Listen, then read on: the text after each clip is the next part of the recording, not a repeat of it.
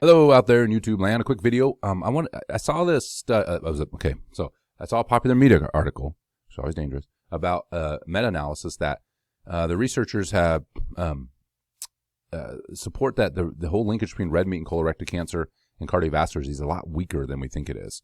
And so, while limiting processed meat, in particular, like hot dogs, etc., is a good idea, it might take a lot of that food in order to get to the point where it could cause colorectal cancer. Now, or colorectal cancer in particular, but heart disease, cardiovascular disease, secondary, of course. This has been a big debate, and for my own philosophy, and I still hold to it, is don't eat more than one serving of red meat per day. Limit as protein processed meat as much as possible. It doesn't mean if you have 2 cheeseburgers one day, like you've jacked up the likelihood of getting colorectal cancer necessarily. Okay, but in general, keeping that dosage of red meat lower, and again limiting how many hot dogs you pound per day.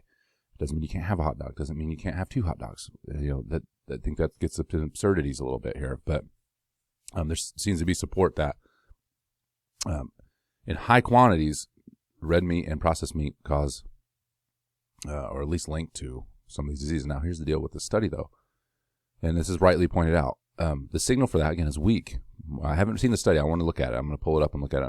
I'll report back here.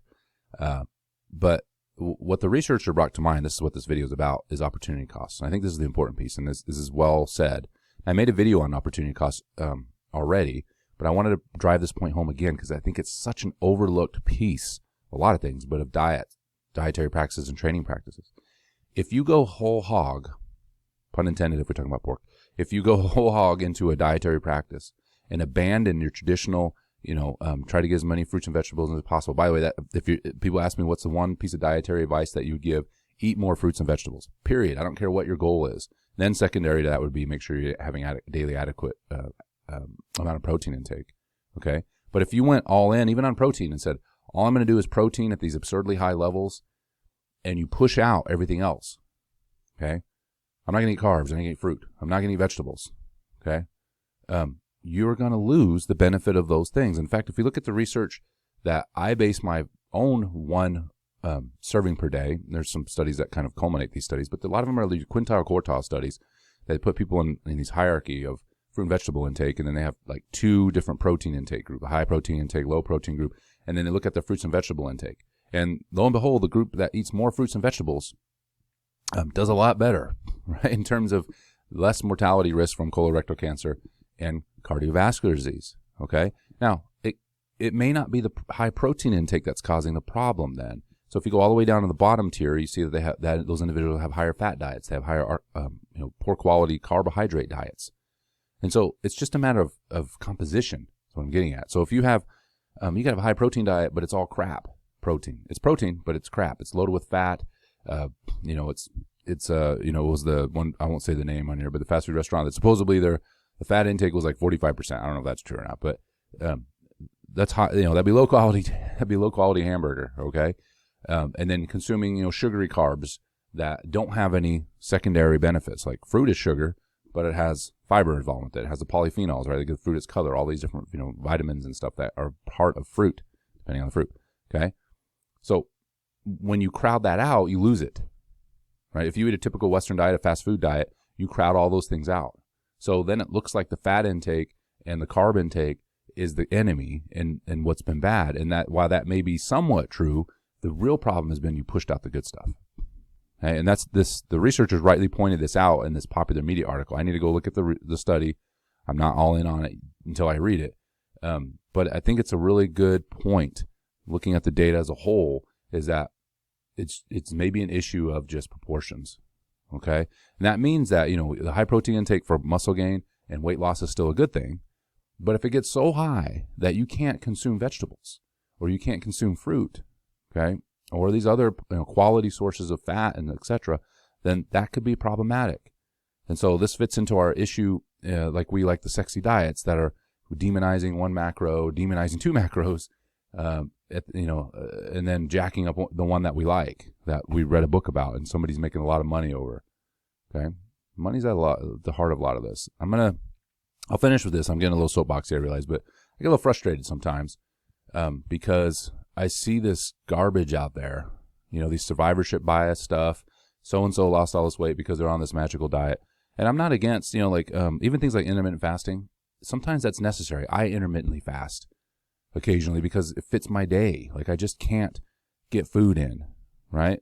But I also know that sets me up to overeat when I come off of that, maybe if it's a voluntary or involuntary fast.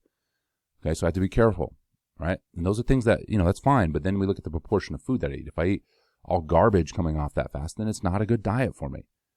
Okay, diet is a noun. It's a behavior. Okay, and we want to select the one that fits us. And I think there's some leeway in doing that. Okay, not everybody has to eat the same way at the same time of day, and etc. There's some optimal ways to do it, but it doesn't mean it always fits. There's practical. When I work with diet clients, there's optimal and there's practical. Sometimes you have to have more practical than optimal to make it work. Okay, but the proportions of food have to be quality. What do you mean? That the highest quality food that you can afford, okay, in proportions that are not favoring one macro with the complete detriment of the others. All right? That doesn't mean, on days that are you're not training, protein may be higher and carbs may be lower. But what kind of, does that mean no carbs? No. Okay? And the carbs that are consumed are quality carbs, like maybe fruit, whole grains, etc. So, this whole macro demonization thing, a lot of it is about food quality. That's the argument level we should be at, not demonizing one macro, because then we run into the opportunity cost issue. Okay? So, apologies if I was a little all over the place, or for all the dinging in the background. I just want to put this video out there, though, because it was just something that I see, and the study reminded me of again, the importance of analyzing opportunity costs. If you spend years on a diet where you're shedding muscle mass, but you're seeing the scale move, and then you get off of this diet, and then eat like you used to, which maybe not healthily, and you regain weight, that weight now is body fat. So let's say you lost a pound because you didn't manage your weight loss well, lost a pound of lean mass, and then you gain that weight back, and that pound then is fat now. So you change your body composition, which is the ultimate goal. Okay, that's an example of an opportunity cost issue. And then obviously in the health world, if you abandon vegetables and fruit because you're focused on one macro, you're going to lose those health benefits from the vegetables. Okay, you're going to lose those health benefits from fruit. All right.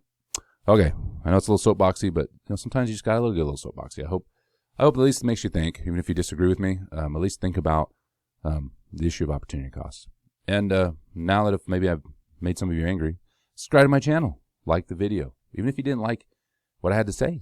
Maybe it made you think. Sometimes that good information just makes you think. In fact, that's a lost art in our society as a whole. It's okay if people disagree with you, but think about it. All right. So, all right, I'll leave it there, and I'll see you guys in the next video. Hopefully, I'm making more videos in the coming weeks. We'll see. As I have time, I've kind of had I realize a lull of making videos, but maybe you just need a break for me too. So, I hope you found this one valuable.